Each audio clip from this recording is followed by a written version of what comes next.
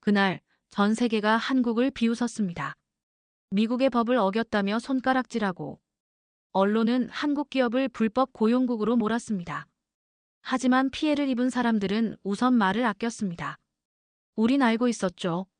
진실은 결국 돌아온다는 걸. 단 한 장의 문서가 공개되던 날, 조지아의 경제가 한국의 손에서 움직인다는 사실이 드러났습니다. 그때 미국은 처음으로 고개를 숙였습니다. 그날 아침 워싱턴 DC의 사무실 모니터에서 CNN 속보가 떴을 때 저는 커피를 든 손을 멈출 수밖에 없었습니다. 화면 속에는 조지아주 서베너 인근 공장 앞에 늘어선 검은색 승합차들과 손이 묶인 채 끌려가는 사람들의 모습이 반복 재생되고 있었죠. 자막에는 이렇게 쓰여 있었습니다. 한국 기업 배터리 공장에서 대규모 불법 고용 적발, 수백 명 체포. 저는 44세 나이로 산업통상자원부 북미투자과장을 맡고 있었습니다. 조지아주 현지 투자 협력 실무를 총괄하는 자리였죠. 그 공장은 제가 직접 관여했던 프로젝트였어요. 현대와 LG가 합작해 만든 전기차 배터리 공장. 조지아주 정부와 수십 차례 협의를 거쳐 완성한 양국 경제 협력의 상징 같은 곳이었습니다. 화면 속 사람들의 얼굴이 점점 선명해졌어요. 그중 몇몇은 제가 직접 만나본 적 있는 한국 파견 근로자들이었습니다. 기술 지도를 위해 파견된 엔지니어들, 현장 관리를 맡았던 실무자들. 그들이 이민단 속국 요원들에게 둘러싸여 어디론가 실려가고 있었죠. 본부에서 급히 소집된 긴급회의실은 침묵으로 가득했습니다. 12명의 팀원들이 각자의 노트북 화면만 응시하고 있었어요. 누구도 먼저 말을 꺼내지 못했죠. 부장님이 회의실 문을 열고 들어왔을 때 그분의 표정은 지금껏 본 적 없을 만큼 어두웠습니다. 부장님은 짧게 말했어요. 공식 해명은 금지입니다. 본부 지시사항입니다. 그 한마디가 회의실을 더 무겁게 짓눌렀죠. 김 대리가 조심스럽게 물었습니다. 그럼 우리는 어떻게 해야 합니까? 부장님은 고개를 저었어요. 일단은 사실관계 파악에만 집중하세요. 외부 발언은 일체 금지입니다. 저는 그 순간 분노보다 먼저 혼란을 느꼈습니다. 우리가 왜 침묵해야 하는지 이해할 수 없었죠. 하지만 공무원으로 18년을 일하며 배운 게 있었습니다. 정부의 지시에는 이유가 있다는 것. 지금 당장은 보이지 않아도 더 큰 그림이 있을 거라는 것. 오후가 되자 미국 언론들이 일제히 보도를 쏟아냈습니다. 폭스뉴스는 한국 기업의 불법 고용 관행을 집중 조명했고 MSNBC는 체포된 근로자들의 인터뷰를 내보냈어요. 그중 한 명이 카메라 앞에서 울먹이며 말했습니다. 우리는 합법적인 절차를 밟았어요. 회사가 모든 걸 처리해줬다고 했습니다. 그 말이 사실이었습니다. 저는 그걸 알고 있었어요. 우리 부서에 보관된 문서들이 증명하고 있었죠. 하지만 지금은 그 어떤 해명도 할 수 없었습니다. 저녁 7시 조지아주 애틀랜타에서 긴급 기자회견이 열렸습니다. 주 경제개발국 부국장 마크 해밀턴이 단상에 섰죠. 40대 후반의 그는 회색 정장을 입고 카메라 앞에 섰어요. 그의 표정은 단호했습니다. 조지아의 법은 누구에게도 예외가 없습니다. 한국 기업이라도 예외일 수 없습니다. 그 한마디가 한국 언론에 즉시 전해졌어요. 저는 사무실에서 실시간으로 한국 뉴스를 보고 있었습니다. KBS는 속보로 그 발언을 내보냈고 SBS는 긴급 토론을 편성했죠. 한국의 국제적 위상에 금이 갔다는 논평이 쏟아졌습니다. 저는 책상 서랍에서 두꺼운 파일을 꺼냈어요. 지난 3년간 조지아주와 주고받은 모든 문서가 담긴 파일이었습니다. 투자 협약서, 고용 계획서, 비자 발급 협조 요청서. 모든 게 정식 절차를 거쳐 진행됐었죠. 그중 한 문서가 눈에 들어왔습니다. 2023년 11월 조지아주 정부가 우리 부서에 보낸 공문이었어요. 한국 기업의 투자 확대를 환영하며 필요한 행정 지원을 아끼지 않겠다는 내용. 마크 해밀턴의 서명이 선명하게 찍혀 있었습니다. 2년도 지나지 않아 그가 정반대의 말을 하고 있었죠. 저는 그 공문을 오래 들여다봤습니다. 무언가 잘못됐다는 생각이 들었어요. 단순한 법 집행이 아니라는 확신이 들었죠. 밤 10시 애틀랜타 주재 한국 대사관에서 전화가 왔습니다. 공사님이었어요. 목소리가 피곤해 보였습니다. 과장님, 현지 상황이 심상치 않습니다. 체포된 근로자들 중 15명이 한국 국적자로 확인됐어요. 나머지는 한국 파견업체 소속이고요. 저는 잠시 말문이 막혔습니다. 15명. 그들은 모두 합법적인 취업 비자를 받고 입국한 사람들이었어요. 저희 부서가 직접 확인했던 서류들이었죠. 공사님이 이어서 말했습니다. 문제는 하청업체 쪽에 있는 것 같습니다. 미국 현지 인력 파견업체가 서류를 제대로 처리하지 않았다는 정황이 포착됐어요. 하지만 지금 미국 언론은 모든 책임을 한국 기업에 돌리고 있습니다. 저는 천천히 대답했어요. 그럼 우리가 그 사실을 밝혀야 하지 않습니까? 공사님은 한숨을 쉬었습니다. 본부 지시가 있습니다. 일단은 조용히 대응하라고요. 자칫 외교 문제로 번질 수 있다는 판단입니다. 전화를 끊고 나서 저는 빈 사무실에 홀로 남았습니다. 창밖으로 워싱턴의 야경이 보였어요. 백악관의 불빛이 멀리 반짝이고 있었죠. 그 빛이 유난히 차갑게 느껴졌습니다. 다음 날 아침 상황은 더 악화됐습니다. 조지아주 지역 신문들이 일제히 사설을 실었어요. 한국 기업들이 조지아의 관대함을 악용했다는 논조였습니다. 한 신문은 이렇게 썼죠. 우리는 그들을 환영했지만 그들은 우리의 법을 무시했다. 저는 그 문장을 읽으며 주먹을 쥐었습니다. 관대함. 그들이 말하는 관대함이란 게 무엇이었을까요? 조지아주는 한국 기업의 투자로 수천 개의 일자리를 얻었습니다. 세수도 늘었죠. 그런데 이제 와서 관대함을 베풀었다고 말하고 있었어요. 오전 10시 본부에서 또 다른 지시가 내려왔습니다. 현지 조사팀을 급파한다는 내용이었어요. 팀장은 제가 맡게 됐습니다. 저는 즉시 애틀랜타행 비행기표를 예약했죠. 비행기 안에서 저는 노트북을 열어 자료를 정리했습니다. 체포된 근로자들의 명단, 비자 발급 기록, 하청업체 계약서, 모든 걸 다시 검토했어요. 그러면서 한 가지 사실이 분명해졌습니다. 실수는 미국 쪽 하청업체에서 시작됐습니다. 그들이 일부 근로자의 비자 갱신 서류를 제때 처리하지 않았던 거예요. 한국 본사는 그 사실을 몰랐습니다. 하청업체가 모든 게 정상이라고 보고했으니까요. 하지만 지금 미국 언론과 조지아주 정부는 그 사실을 언급하지 않고 있었습니다. 오직 한국 기업의 책임만 부각시키고 있었죠. 애틀랜타에 도착했을 때는 저녁이었습니다. 대사관 직원이 공항에서 저를 픽업했어요.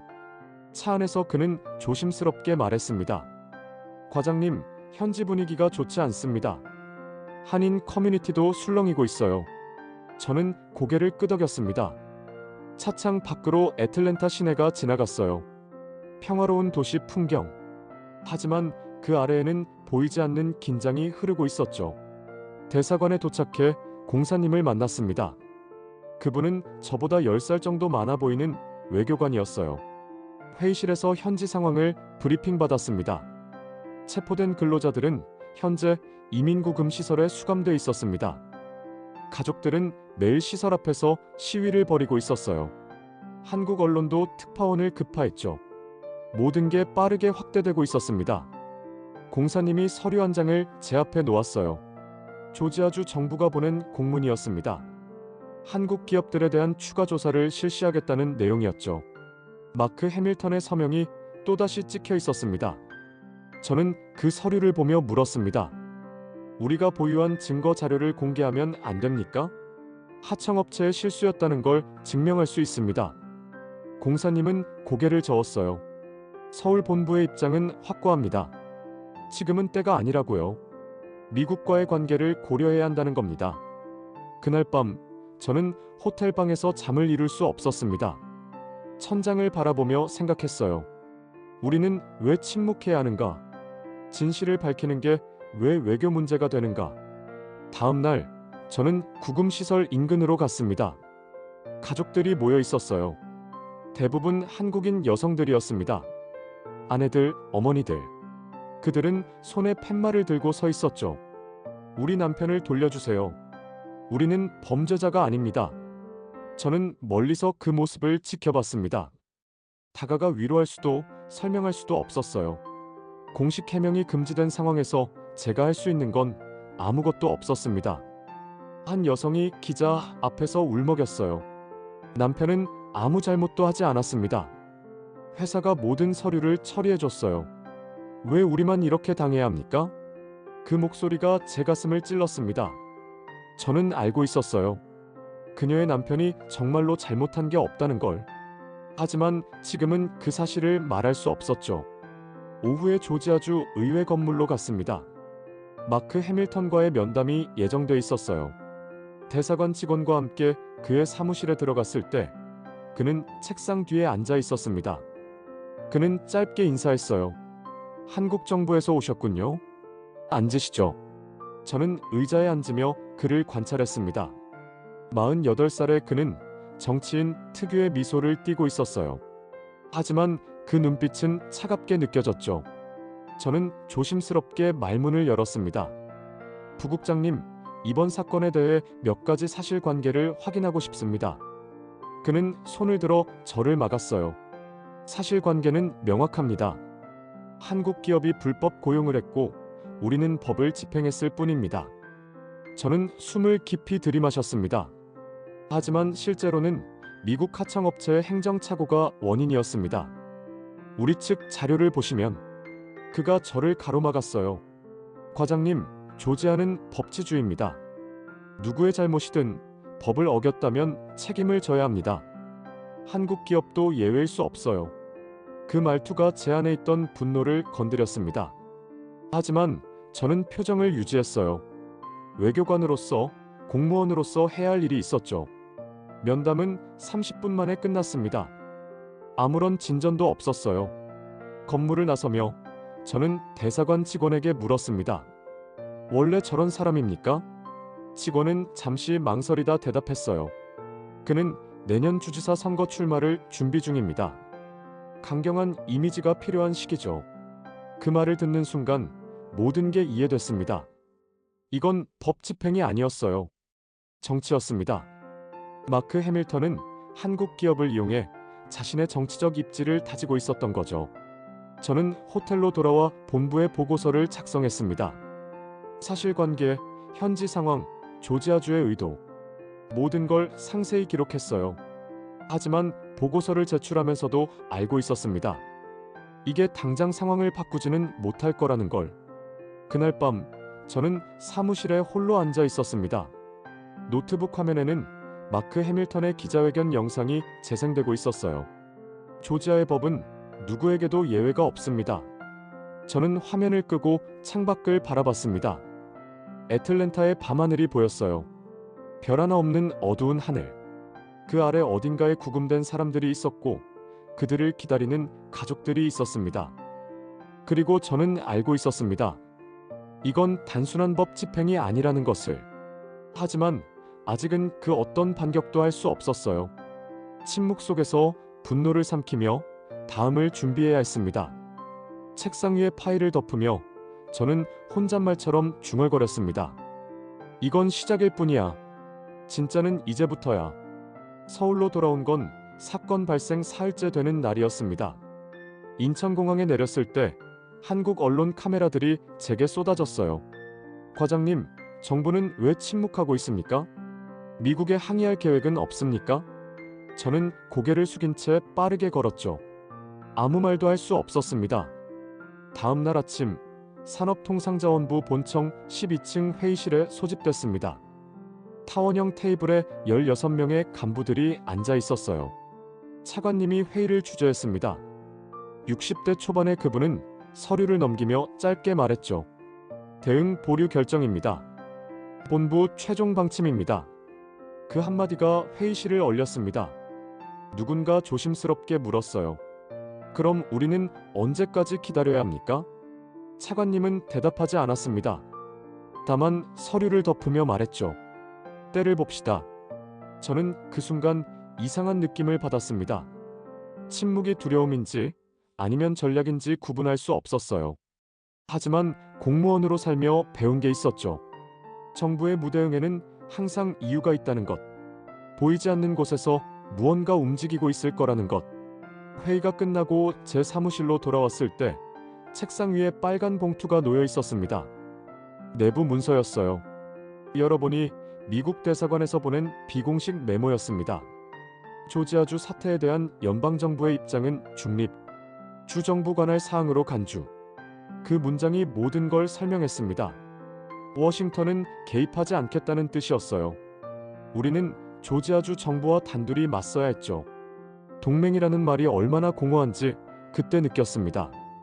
오후 2시 애틀랜타에서 전화가 왔습니다. 박세진이었어요.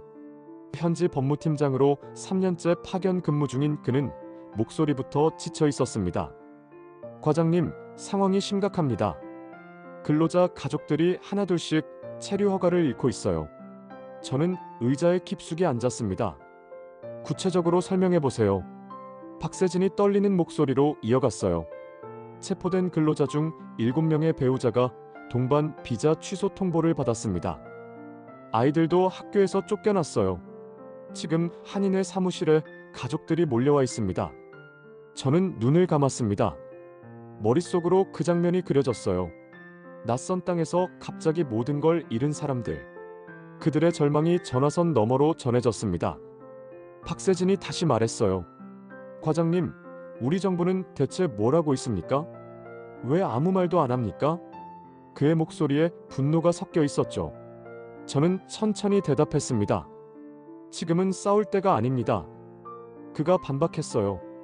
그럼 언제 싸웁니까? 사람들이 다 쫓겨나고 나서입니까? 저는 할 말이 없었습니다. 그에게 설명할 수 없는 무언가가 있었어요. 아직 보이지 않는 전략, 아직 드러나지 않은 의도. 하지만 저 자신도 확신할 수 없었죠. 그날 저녁 한국 언론이 일제히 보도를 쏟아냈습니다. KBS는 정부의 외교적 무기력을 지적했고 SBS는 긴급 토론을 편성했어요. 패널로 나온 전직 외교관이 말했습니다. 정부가 너무 조용합니다. 이건 동맹 관계에 대한 모욕입니다. 저는 거실 소파에 앉아 그 방송을 봤습니다. 화면 속 사람들은 분노하고 있었어요. 하지만 저는 알고 있었죠. 그들이 보지 못하는 것들이 있다는 걸. 다음 날 아침 미국에서 또 다른 소식이 들려왔습니다. 마크 해밀턴이 지역 방송 인터뷰에 나왔어요. 그는 카메라 앞에서 웃으며 말했습니다. 한국 정부의 반응이 없는 걸 보니 이제는 그들도 우리 조건을 받아들일 수밖에 없을 겁니다. 그 발언이 즉시 한국 언론에 전해졌습니다. 포털 사이트 실시간 검색어 1위가 마크 해밀턴이었어요. 댓글들이 폭발했죠. 저는 그 댓글들을 하나하나 읽었습니다. 분노, 모욕감, 절망. 모든 감정이 뒤섞여 있었어요. 본부에서 긴급 소집 연락이 왔습니다. 저는 서둘러 회의실로 향했어요. 차관님이 심각한 표정으로 말했습니다. 여론이 악화되고 있습니다. 하지만 우리는 계획대로 움직입니다. 계획이라는 단어가 제 귀에 꽂혔습니다. 저는 조심스럽게 물었어요. 구체적으로 어떤 계획입니까? 차관님은 잠시 망설이다 대답했습니다. 정보 수집에 집중하세요. 조지아주의 약점을 찾아야 합니다. 그 말이 모든 걸 바꿔놓았어요. 침묵이 두려움이 아니었습니다. 준비였던 거죠. 저는 즉시 팀을 재편했습니다. 정보 수집팀과 대외 접촉팀을 분리했어요. 표면적으로는 정부의 무반응 기조를 유지하면서 내부적으로는 조용히 움직이기 시작했죠. 정보 수집팀에는 경제 분석 전문가 3명을 배치했습니다. 그들에게 지시했어요. 조지아주 경제 구조를 완전히 파악하세요. 한국 기업의 비중, 수출입 통계, 고용 현황, 모든 걸 수치로 정리하세요. 2주일이 걸렸습니다. 그 시간 동안 한국 언론은 계속 정부를 비판했어요. 무능하다, 무기력하다, 굴욕적이다. 저는 그 모든 비난을 들으며 침묵을 지켰습니다. 그 사이 미국에서는 상황이 더 악화됐습니다. 폭스뉴스가 특집 프로그램을 내보냈어요. 한국 기업들이 미국의 법을 무시한다는 논조였습니다. 한 진행자가 말했죠. 우리는 그들에게 너무 관대했습니다. 이제 엄정한 법 집행이 필요합니다. 박세진이 다시 전화했습니다. 그의 목소리는 더 지쳐 있었어요. 과장님, 공장 재가동이 중단됐습니다. 조지아주가 추가 조사를 지시했어요. 2,000명의 근로자가 일자리를 잃을 위기입니다. 저는 차분하게 물었습니다. 현지 분위기는 어떻습니까? 박세진이 한숨을 쉬었어요. 한인 사회는 공포에 떨고 있습니다. 다들 언제 단속이 또 올지 모른다고 불안해하고 있어요. 한인 식당들도 장사가 안 된다고 합니다. 저는 메모를 했습니다. 그 모든 정보가 필요했어요. 두려움도, 불안도, 경제적 타격도 모든 게 데이터였습니다. 2주째 되는 날 정보 수집팀이 보고서를 제출했습니다. 123페이지 분량이었어요. 저는 밤새 그걸 읽었습니다. 첫 장을 넘기는 순간 예상치 못한 수치가 눈에 들어왔습니다. 조지아주 전체 수출의 28%가 한국계 공급망에서 비롯된다는 내용이었어요. 자동차, 배터리, 전자부품 모두 한국 기업들이 핵심이었습니다. 저는 그 페이지를 오래 들여다봤습니다. 28%. 그 숫자가 의미하는 바가 점점 선명해졌어요. 다음 페이지에는 고용 통계가 있었습니다. 조지아주에서 한국 기업들이 직간접적으로 창출한 일자리는 5만 3천 개. 그중 87%가 현지 미국인이었죠. 저는 계속 페이지를 넘겼습니다. 세수 기여도, 지역 경제 파급 효과, 협력업체 네트워크. 모든 수치가 한 가지 사실을 말하고 있었어요. 조지아주 경제는 한국 기업 없이 유지될 수 없다는 것. 보고서를 다 읽고 나서 저는 창밖을 바라봤습니다. 서울의 야경이 펼쳐져 있었어요. 남산타워의 불빛이 반짝이고 있었죠. 저는 책상 위에 보고서를 올려놓았습니다. 그리고 메모지에 한 줄을 썼어요. 지금은 침묵이 가장 큰 압박이다. 그 문장을 쓰면서 깨달았습니다. 우리가 아무 말도 하지 않는 것. 그게 오히려 조지아주를 불안하게 만들 거라는 걸. 한국 정부가 조용할수록 그들은 우리가 무엇을 준비하는지 궁금해할 테니까요. 다음 날 비공식 경로로 소식이 들려왔습니다. 조지아주 의회 내부에서 우려의 목소리가 나오고 있다는 거였어요. 일부 의원들이 한국 기업의 투자 이탈 가능성을 걱정하기 시작했다는 겁니다. 저는 그 정보를 차관님께 보고했습니다. 차관님은 고개를 끄덕이며 말했어요. 예상대로 진행되고 있군요. 계속 침묵을 유지하세요. 하지만 마크 해밀턴은 여전히 강경했습니다. 그는 지역신문 인터뷰에서 말했어요. 일부 의원들의 우려는 기우입니다. 조지아는 법치를 포기하지 않습니다. 저는 그 기사를 읽으며 생각했습니다. 그는 아직 모르고 있어요. 숫자가 말하는 진실을. 그가 법 집행이라고 부르는 것이 결국 조지아 자신을 해칠 거라는 걸. 한 달이 지났습니다. 한국 정부는 여전히 공식 성명을 내지 않았어요. 언론은 계속 비판했고 여론은 악화됐습니다. 하지만 내부적으로는 모든 게 계획대로 진행되고 있었죠. 저는 매일 밤 데이터를 분석했습니다. 조지아주의 경제 지표를 추적했어요. 한국 기업들의 투자 동향, 협력사들의 움직임, 현지 고용 시장의 변화. 모든 게 기록됐습니다. 그러던 어느 날 밤 박세진에게서 급한 전화가 왔습니다. 과장님, 이상한 일이 있습니다. 조지아주 경제개발국에서 비공식 접촉을 요청해 왔어요. 저는 잠시 멈칫했습니다. 누가 요청했습니까? 마크 해밀턴의 보좌관입니다. 대화를 원한다고 합니다. 저는 천천히 대답했어요. 거절하세요. 아직 때가 아닙니다. 박세진이 망설였습니다. 정말 거절해도 됩니까? 저는 확신을 담아 말했죠. 그들이 더 조급해지게 두세요. 저는 혼잣말처럼 중얼거렸습니다. 그들은 아직 모른다. 우리가 얼마나 오래 준비해왔는지를. 하지만 그 말을 하면서도 가슴 한편에는 불안이 자리 잡고 있었습니다. 이게 정말 옳은 길인지, 침묵이 정말 답인지 확신할 수 없었어요. 창밖의 어둠이 점점 짙어졌습니다. 그 어둠 속 어딘가에 여전히 구금된 사람들이 있었어요. 그들을 기다리는 가족들도 있었죠. 저는 책상 위의 보고서를 다시 펼쳤습니다. 28%라는 숫자가 다시 보였어요. 그 숫자가 무기가 될 수 있을까요? 아니면 그저 허상일 뿐일까요? 답은 아직 나오지 않았습니다. 다만 한 가지는 확실했어요. 폭풍이 오고 있다는 것. 그리고 그 폭풍의 중심에 우리가 서 있다는 것. 새벽 4시에 인천공항을 출발했습니다. 애틀랜타행 비행기 안에서 저는 가죽 서류 가방을 무릎 위에 올려놓고 있었어요. 그 안에는 3개월간 수집한 모든 자료가 들어 있었습니다. 123페이지의 보고서, 28개의 통계 그래프, 그리고 단 한 장의 요약본. 기내가 어두웠습니다. 대부분의 승객들이 잠들어 있었어요. 저는 작은 독서등을 켜고 자료를 다시 펼쳤죠. 조지아주 전체 수출의 28%, 5만 3천 개의 일자리. 그 숫자들이 창밖 어둠 속에서 더 선명하게 보였습니다. 머릿속에 한 문장이 떠올랐어요. 진실은 때로 침묵보다 잔인하다. 비행기가 착륙했을 때는 현지 시간으로 오전 9시였습니다. 공항 도착 게이트에서 박세진이 저를 기다리고 있었어요. 3개월 만에 본 그의 얼굴은 많이 지쳐 보였습니다. 수염도 제대로 깎지 못한 것 같았죠. 차로 이동하는 동안 박세진이 조심스럽게 물었습니다. 과장님, 정말 오늘 회의에서 그 자료를 공개하시는 겁니까? 저는 창밖을 보며 대답했어요. 이제는 때가 됐습니다.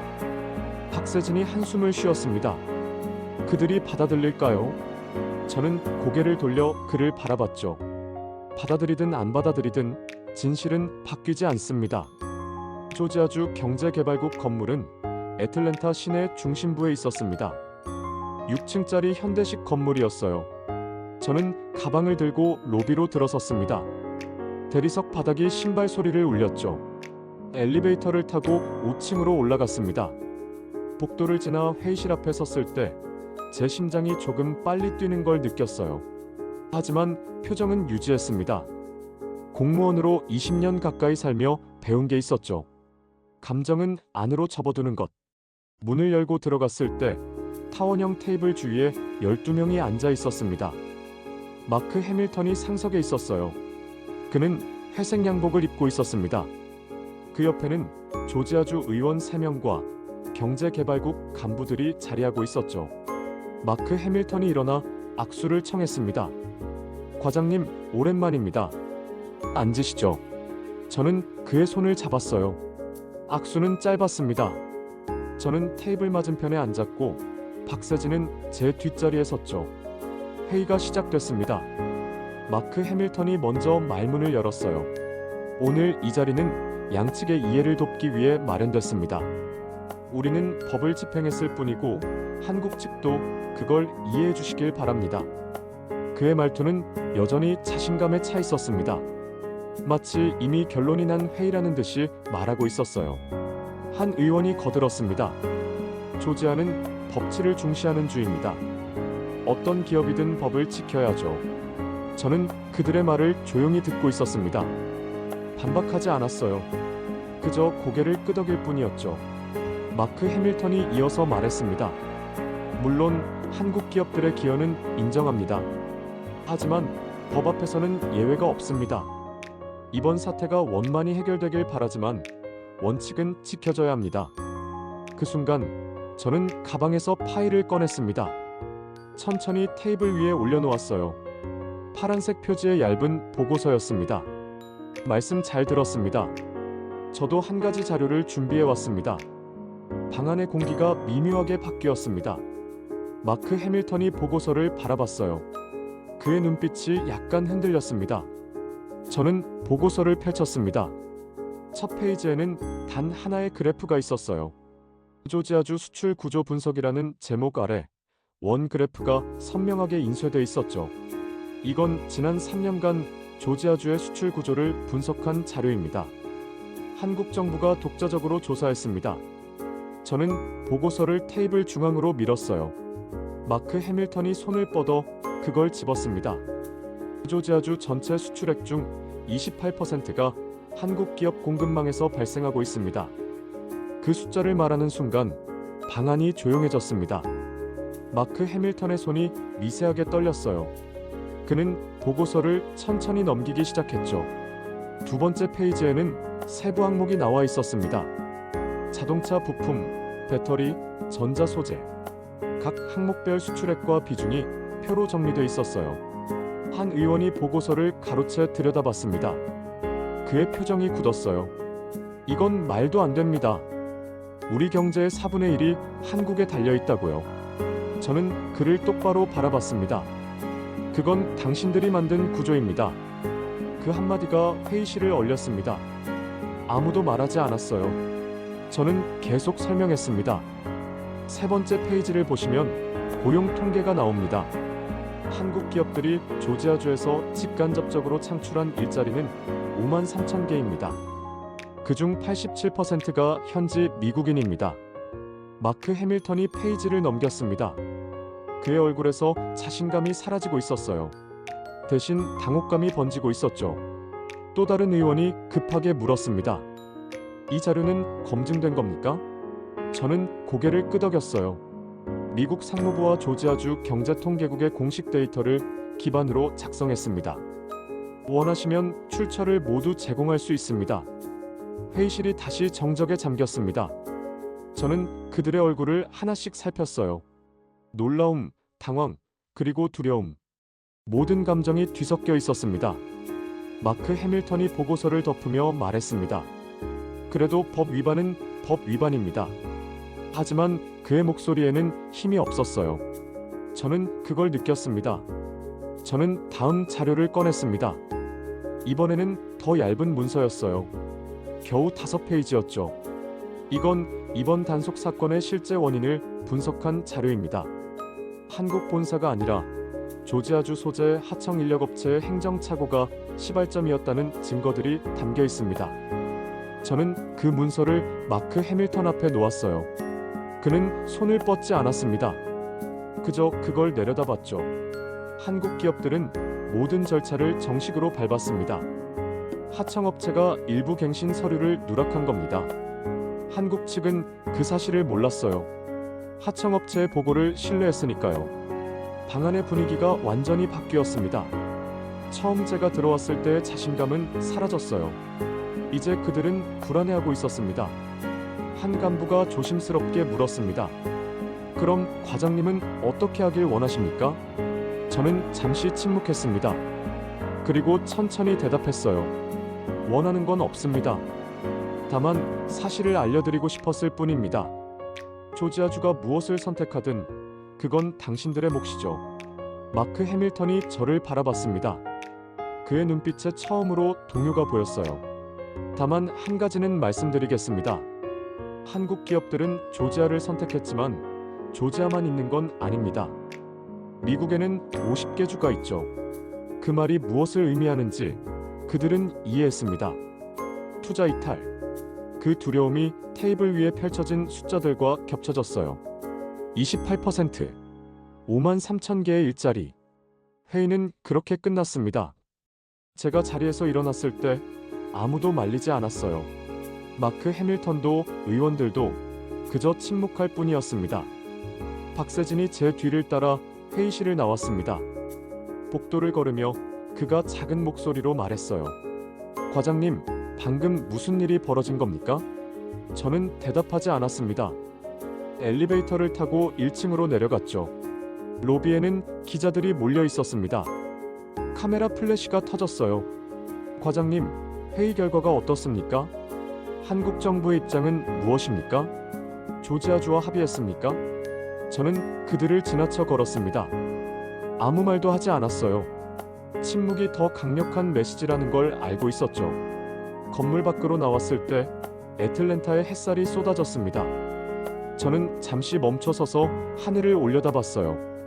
구름 한 점 없는 파란 하늘이었습니다. 박세진이 옆에 섰습니다. 그가 조심스럽게 물었어요. 이제 어떻게 되는 겁니까? 저는 천천히 대답했습니다. 기다리는 겁니다. 기다린다고요? 저는 고개를 끄덕였죠. 그들이 움직일 때까지요. 주차장으로 걸어가며 저는 생각했습니다. 오늘 제가 싸운 건 정치도 계약도 아니었어요. 진실 그 자체였습니다. 숫자가 말하는 진실. 그리고 그 진실이 가진 무게. 차에 올라탔을 때 박세진이 시동을 걸며 말했습니다. 과장님, 그들 표정 보셨죠? 완전히 당황하고 있었어요. 저는 창밖을 보며 대답했어요. 당황이 아닙니다. 두려움이죠. 두려움이요. 저는 고개를 끄덕였습니다. 그들은 처음으로 깨달았어요. 자신들이 무엇을 건드렸는지. 차가 출발했습니다. 애틀랜타 시내를 빠져나가며 저는 회의실에서 본 그들의 얼굴을 떠올렸어요. 마크 해밀턴의 떨리는 손, 의원들의 굳은 표정, 그 모든 게 선명하게 기억났습니다. 그날 저녁 호텔방에서 본부의 보고서를 작성했습니다. 회의 내용, 상대방 반응, 예상 시나리오, 모든 걸 상세히 기록했어요. 보고서를 제출하고 나서 저는 창가에 섰습니다. 애틀랜타의 야경이 펼쳐져 있었어요. 도심의 불빛들이 반짝이고 있었죠. 제 핸드폰이 울렸습니다. 박세진이었어요. 과장님, 지역 뉴스에서 오늘 회의를 보도하고 있습니다. 한국 정부 관계자가 경제 자료를 제시했다고요. 저는 텔레비전을 켰습니다. 지역 방송이 짧게 뉴스를 내보내고 있었어요. 하지만 구체적인 내용은 없었습니다. 다만 회의가 있었다는 사실만 전했죠. 전화를 끊고 저는 다시 창밖을 바라봤습니다. 어둠 속에서 무언가 변하고 있었어요. 느릴지 몰라도 분명하게. 그날 나는 처음으로 그들이 우리를 두려워하기 시작했음을 느꼈습니다.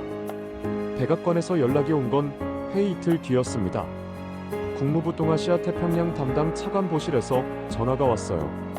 양측의 중재를 제안하고 싶다는 내용이었죠. 연방정부가 직접 나선다는 건 상황이 그만큼 심각해졌다는 의미였습니다. 저는 호텔방에서 그 전화를 받았습니다. 창밖으로 애틀랜타 시내가 보였어요. 아침 햇살이 빌딩들을 비추고 있었죠. 저는 조용히 대답했습니다. 한국 정부는 협상 재개를 환영합니다. 사흘 뒤 조지아주 청사에서 공식 협상이 열렸습니다. 이번에는 분위기가 달랐어요. 회의실에 들어섰을 때 마크 해밀턴의 표정부터 달라져 있었습니다. 그는 악수를 청하며 짧게 말했죠. 잘 오셨습니다. 그 한마디에 담긴 무게가 느껴졌습니다. 자만이 아니라 긴장, 오만이 아니라 조심스러움. 그는 저를 바라보는 시선이 달랐어요. 테이블에 앉았을 때 저는 준비해온 문건을 조용히 앞에 놓았습니다. 파란색 표지의 얇은 제안서였어요. 한국 기업의 생산 안정화 조건과 상생 투자 제안서라는 제목이 선명하게 인쇄돼 있었죠. 마크 해밀턴이 그걸 집어들었습니다. 천천히 펼쳐보기 시작했어요.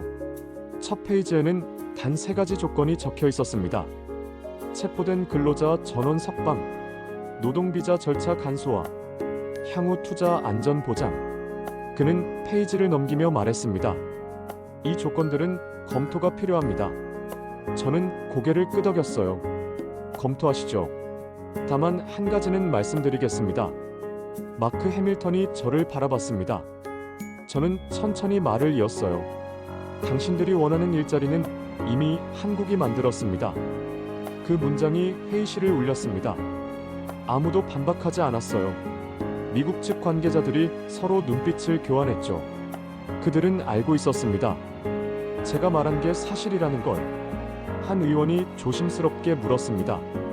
그럼 한국 측은 조지아에 계속 투자할 의향이 있습니까? 저는 대답했어요. 그건 조지아가 만들 환경에 달려 있습니다. 정적이 흘렀습니다. 그 침묵 속에서 모든 게 결정되는 걸 느꼈어요. 이건 협박이 아니었습니다. 사실의 진술이었죠. 마크 해밀턴이 제안서를 덮으며 말했습니다. 우리 측도 제안이 있습니다. 그는 다른 문서를 꺼냈어요. 조지아주 의회가 준비한 수정안이었습니다. 외국인 투자 기업에 대한 노동법 적용 기준 완화, 비자 발급 절차 개선, 행정 지원 강화. 모든 조항이 구체적으로 명시돼 있었죠. 저는 그 문서를 받아 읽었습니다. 한 페이지, 2페이지. 모든 내용이 우리가 요구했던 것들이었어요. 아니, 그 이상이었습니다. 이건 단순한 양보가 아니었습니다. 구조의 변화였죠. 저는 문서를 내려놓으며 말했어요. 검토하겠습니다. 마크 해밀턴이 고개를 숙였습니다. 그는 더 이상 자신감 넘치는 정치인이 아니었어요. 그저 현실을 받아들인 사람이었죠. 협상은 2주일간 이어졌습니다. 세부 조항을 하나씩 조율했어요. 저는 매일 회의실과 호텔을 오갔습니다. 밤마다 본부에 보고서를 보냈죠. 그러던 어느 날 지역 신문에 특종 기사가 실렸습니다. 조지아주 경제연구소가 발표한 보고서였어요. 한국 투자 철수 시 지역 경제 붕괴 가능성이라는 제목이었죠. 저는 호텔방에서 그 기사를 읽었습니다. 보고서는 우리가 제시했던 수치들을 재확인하고 있었어요. 수출의 28%, 일자리 5만 3천 개. 그리고 한 가지를 더 추가했습니다. 만약 한국 기업들이 떠난다면 조지아주는 향후 10년간 경제 성장률이 마이너스로 전환될 것이라는 예측. 그날 저녁 조지아주 지역 방송들이 일제히 보도를 시작했습니다. 여론이 완전히 바뀌고 있었어요. 한국 기업에 대한 비난은 사라지고 대신 주 정부의 대응을 비판하는 목소리가 커졌죠. 한 방송은 이렇게 말했습니다. 우리는 너무 성급했다. 법 집행 이전에 경제적 파급력을 먼저 고려했어야 했다. 박세진이 전화했습니다. 과장님, 현지 분위기가 완전히 달라졌습니다. 한인회의 사과 전화가 쏟아지고 있어요. 저는 조용히 들었습니다. 감정을 드러내지 않았어요. 다만 한 가지만 물었죠. 근로자들은 어떻습니까? 박세진이 대답했습니다. 곧 석방될 거라는 소식입니다. 저는 전화를 끊고 창밖을 바라봤어요. 애틀랜타의 석양이 지고 있었습니다. 빌딩들이 붉게 물들어가고 있었죠. 이틀 뒤 조지아주 의회가 긴급 회의를 열었습니다. 저는 방청석에 앉아 그 광경을 지켜봤어요. 의원들이 하나씩 발언대에 섰습니다. 한국 기업과의 협력 강화 필요성, 투자 유치 환경 개선, 외국인 근로자 보호 강화. 모든 발언이 3개월 전과는 정반대였죠. 의장이 표결을 선언했습니다. 수정안은 만장일치로 통과됐어요. 그 순간 방청석에서 박수가 터져 나왔습니다. 저는 박수하지 않았어요. 그저 조용히 앉아 있었죠. 회의가 끝난 뒤 복도에서 마크 해밀턴을 마주쳤습니다. 그는 넥타이를 느슨하게 풀고 있었어요. 지친 표정이었죠.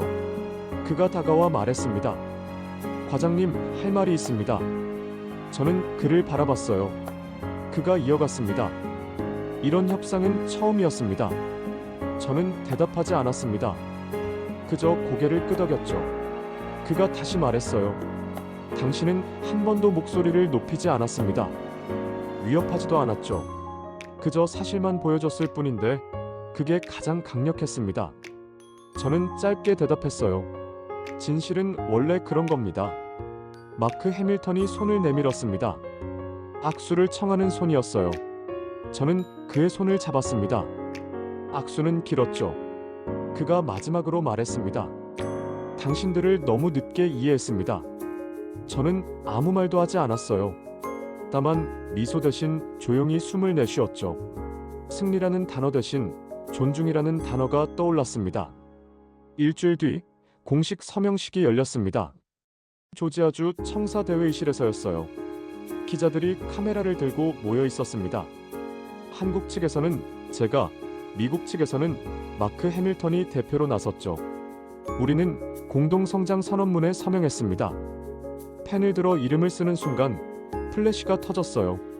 하지만 저는 소리를 듣지 못했습니다. 오직 펜 끝이 종이를 스치는 소리만 들렸죠.